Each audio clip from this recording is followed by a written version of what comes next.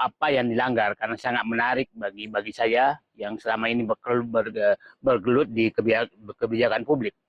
Nah, seharian saya betul berdecak kagum, berdecak heran karena di sidang-sidang sebelumnya memang kita sudah melihat bahwa ada pembelokan tuduhan jaksa yang sebelumnya karena di persidangan terjadi bantahan yang nggak bisa dipungkiri bahwa tuduhan tersebut salah, sehingga timbul istilah bahwa jaksa memindahkan gawang demi gol, artinya tuduhan diubah-ubah sesuai dengan perkembangan sidang. Nah, saya ingin tahu di terakhirnya seperti apa dan sangat menarik. Saya ingin membahas ini bukan kasus Lembong lagi, tapi dengan keputusan kemarin, dengan pertimbangan hukum yang digunakan untuk menghukum Tom Lembong, itu menjadi jurisprudensi. Jurisprudensi itu adalah fakta persidangan yang menjadi hukum di kemudian hari, sehingga saya ingin membahas kira-kira siapa lagi yang akan masuk penjara setelah Tom Lembong. Mana?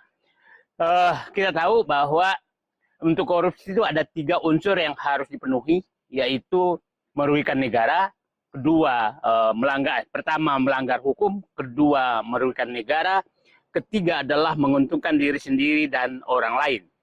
Nah, dari perkara kemarin yang saya dengarkan langsung, bagaimana hakim menafsirkan ketiga unsur tersebut dalam agar Tom Lembong bisa dipenjara.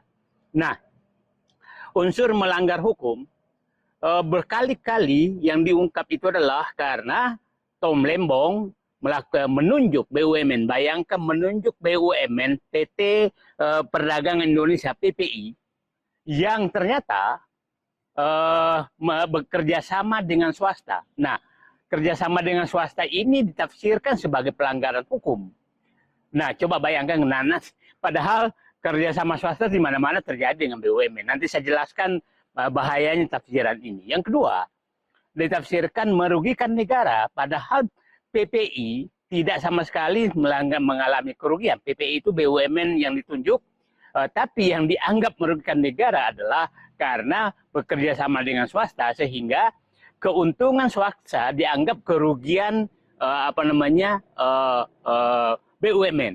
Ya coba bayangkan, nanti saya jelaskan, hampir semua BUMN, berarti hampir semua BUMN ini akan bisa kena, dan kalau tafsiran digunakan melanggar hukum, maka Menteri BUMN dan Komisaris BUMN masuk penjara semua. Nah, yang ketiga yang dianggap menguntungkan diri sendiri, karena tidak menemukan sama sekali bukti bahwa Tom Lembong menerima 1 sen pun dari korupsi ini, maka dianggap yang ditafsirkan menguntungkan diri sendiri orang lain adalah keuntungan swasta dari bisnis kerjasama dengan PPI itu dianggap menguntungkan orang lain. Nah, yang menarik lagi ada tambahan penafsiran yang karena mungkin sudah mencari-cari penguatan, maka dikatakan bahwa yang memberatkan Tom Lembong adalah karena melakukan praktek ekonomi kapitalis. Nah, coba bayangkan pengertian kapitalis itu apa? Nah, jadi hampir nanti orang-orang dihukum itu dianggap karena praktek kapitalis. Kapitalis itu ya, jadi artinya mall-mall, kemudian mall-mall di kampung-kampung sekarang, Alfamart, Indomaret itu kapitalis. Apakah mereka itu harus dipenjara karena tafsiran hakim seperti ini? Yang menarik kedua adalah bahwa yang memberatkan lagi bahwa dianggap bahwa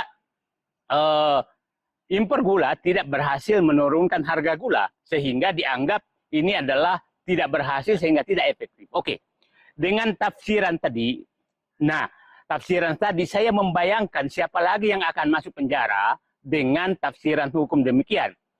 Merugikan negara karena kerjasama dengan swasta, menguntungkan melanggar hukum karena bekerja sama dengan swasta, merugikan negara karena swasta untung, menguntungkan diri sendiri atau orang lain karena untungnya dianggap merugikan negara, dan ekonomi kapitalis tambah ditambah lagi menyatakan bahwa karena tidak berhasil menurunkan harga gula maka dianggap itu merugikan negara. Oke, sekarang